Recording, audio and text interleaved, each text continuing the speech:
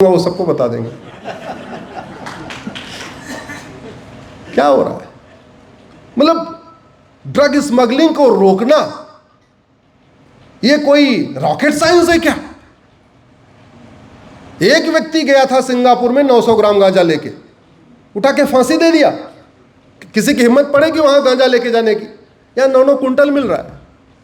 हमारी young generation बर्बाद हो रही है। माता पिता क्या कर लेंगे? माता पिता क्या 24/7 अपने बेटे की रखवाली करते रहेंगे?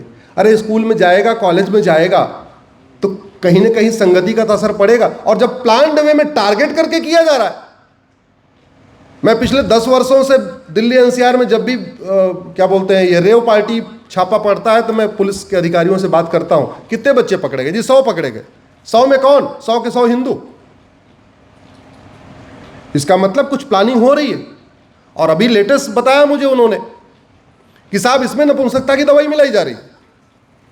तो एक लड़कों में नपुंसकता बढ़ रही है, लड़कियों में बाजुपन बढ़ रहा है, एक ही एक 2-2 बच्चे। हमारी तो पूरी जनरेशन खराब हो रही है। आजकल एक नया आप सुन रहे होंगे ना, एक बेटा है और एक बेटी करे, हम शादी नहीं करेंगे। सुनते होंगे आप। आपको लगता है अच्छा पढ़ लिख लिया इसे शादी करे, अरे ना, वो ड्रग एडिक्ट हो गया। अब उसको पता है शादी कर लेगा बाद में बच्चे नहीं पैदा होंगे, इसलिए पहले से करा हम शादी करेंगे नहीं।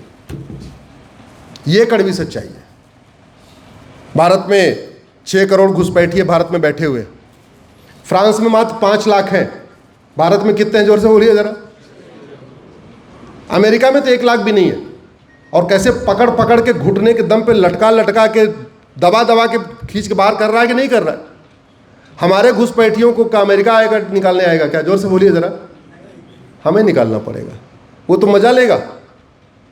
और ये होगा, देखिए फुटबॉल का वर्ल्ड कप चल रहा था। सेमीफाइनल में फ्रांस ने मोरक्को को हरा दिया। मोरक्को के घुसपैठियों को फ्रांस ने शरण दिया था और मोरक्को के घुसपैठियों ने पूरे फ्रांस में आग लगा दिया। बोले तुमने हमारे भाईजान को हराया कैसे? मतलब ये देखो, वहां से भाग भाग के आए।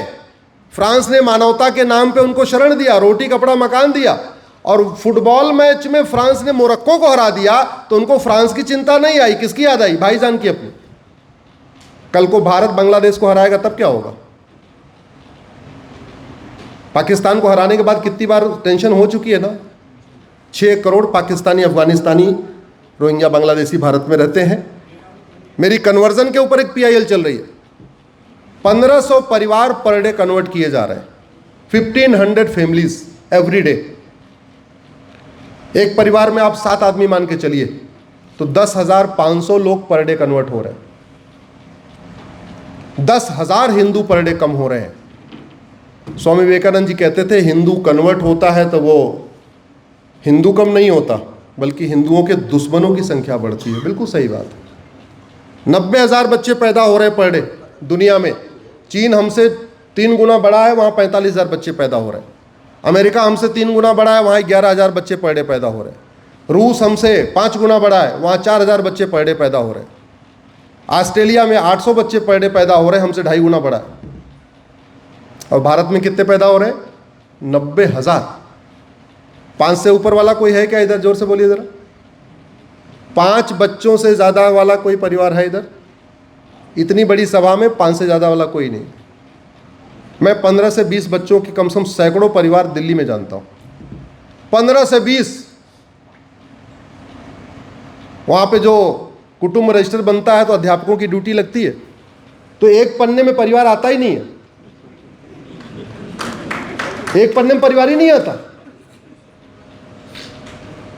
और ये मतलब मैं ऑथेंटिक डेटा बता रहा हूँ। कुटुंब रजिस्टर बनाने अध्यापक जाते हैं, प्राइमरी के लोग, उनकी ड्यूटी लगती है।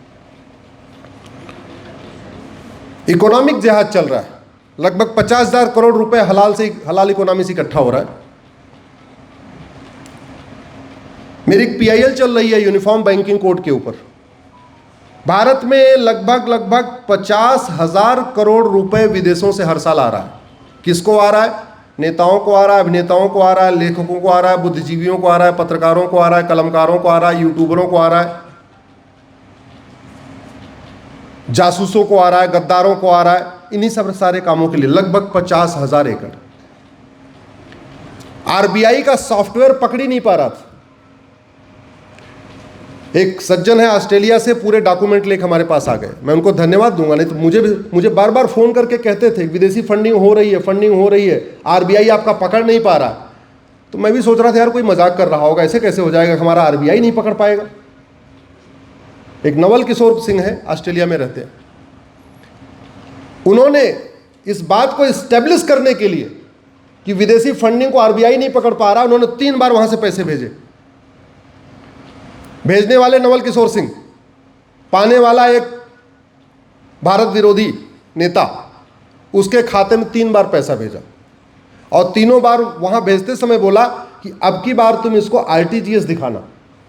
तो उन्होंने आरटीजीएस दिखा दिया। बैंक से बोला अब की बार तुम एनईएफटी दिखाना, तो उसने एनईएफटी दिखा दिया। बोले अब की बार तुम इसमें आईएमटी लिखो, इंटरनेशनल मनी ट्रांसफर। ज्यादा विदेशों जो पैसा आता है उसमें आरटीजीएस एनईएफटी नहीं लिखना चाहिए, उसमें आईएमटी ही लिखना चाहिए, तभी हमारा आरबीआई समझेगा आईएमटी मतलब इंटरनेशनल मनी ट्रांसफर, यानी बाहर से पैसा आया हुआ है, क्योंकि आरबीआई का सॉफ्टवेयर कोड को पकड़ता है। अच्छा, आरटीजीएस ये भारत के अंदर ट्रांजैक्शन चल रहा है, एनईएफटी ये भारत के अंदर चल रहा है, आईएमटी यानी बाहर से आया। वो 3 बार पैसा करके आए। फिर मैंने पीआईएल फाइल किया, हमें समझने में कई बार लगा, जज साहब को आधे घंटे समझाने में लग गया, क्योंकि जज साहब भी नहीं मान रहे थे। हमने कहा देखो साहब ये प्रूफ है, ये भारत में 50,000 करोड़ के आसपास विदेशी फंडिंग भारत को बर्बाद करने के लिए, एजुकेशन जिहाद चल रहा है। गली गली हर किलोमीटर पे मदरसे इस्टेब्लिश किए जा रहे हैं। पढ़ने वाले 4 बच्चे हैं लेकिन मदरसा बन रहा है। कई लोग कहते हैं जी हम तो हिंदू राष्ट्र बना लेंगे। कहां से हिंदू राष्ट्र बना लोगे? अरे जब सैटेलाइट से देखा जाएगा कि 1 किलोमीटर के एरिया में कितने मंदिर हैं और कितने चर्च हैं और कितनी मस्जिद है, तो पता चला तुम्हारे 3 मंदिर है और 4 मस्जिद है और 5 चर्च है। कहां से हिंदू राष्ट्र बना लोगे? हिंदू राष्ट्र बनाने के लिए आपको केवल आदमी की काउंटिंग नहीं दिखाना पड़ेगा, आपको स्ट्रक्चर की भी काउंटिंग दिखाना पड़ेगा। बोलते रहते लोग हिंदू राष्ट्र बना लेंगे। अच्छा है, बन जाए, मैं चाहता हूं बन जाए, लेकिन बनेगा कैसे? सैटेलाइट है ना ऊपर, यूएन खड़ा हो जाएगा कि क्या बात कर रहे हैं आप, आपके भारत में मंदिर से ज्यादा मस्जिद है, आपके भारत में मंदिर से ज्यादा गैर हिंदुओं के रिलीजियस स्ट्रक्चर है, आप कैसे इसको हिंदू राष्ट्र बना सकते? वहां से यह समस्या आने वाली है हमारे सामने। आपके गुरुकुल से ज्यादा आपके पास मिशनरी स्कूल है, आपके गुरुकुल के ज्यादा आपके पास मदरसा है,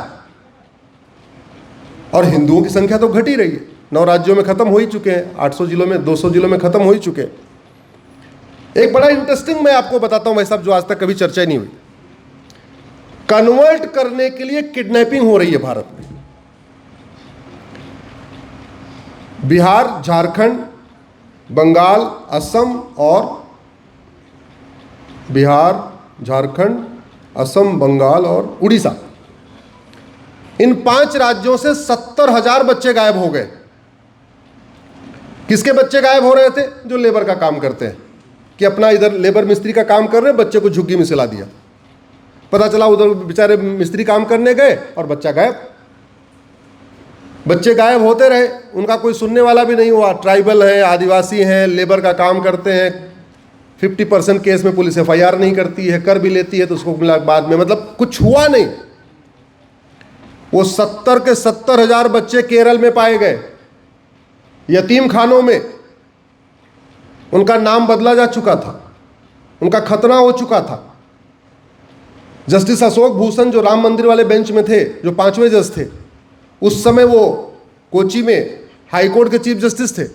उनके सामने एक राजेंद्र मेनन ने पीआईएल फाइल किया, कि एडवोकेट है वहाँ पर, उन्होंने पीआईएल फाइल किया और उन्होंने सीबीआई जांच का ऑर्डर किया। तब पता चला ये 70,000 बच्चे किडनैप हुए थे, ये सब के सब कन्वर्ट करने के लिए हुए थे। तो भारत में कन्वर्जन केवल वो लाख रुपए देके नहीं हो रहा है, बच्चों को किडनैप करके भी कन्वर्ट किया जा रहा है। इतने खतरे हैं। इन खतरों से कहाँ से शुरू करें, कहाँ ख़त्म करें? तो